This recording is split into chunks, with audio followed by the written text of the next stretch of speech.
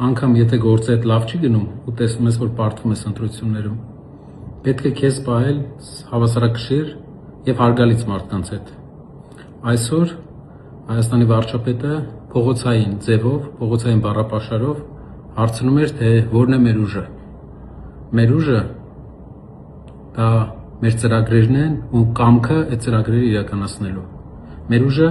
բանակի վերափոխումն է 10,000 նոր անօթաչուներով, որը մեր տնտեսությունը կարող է ձգել,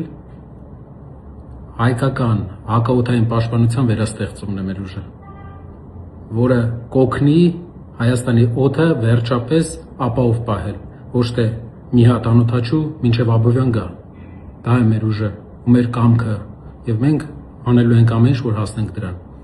Իսկ որն է քո ուժը։ Ես վերջերս ոնց որ բնավորություն ես սարքել հայերի հետ, Հայաստանի քաղաքացիների հետ արայով խոսես։ Այցելությունների ժամանակ էլ եմ տեսնում։ Արայով մի խոսա,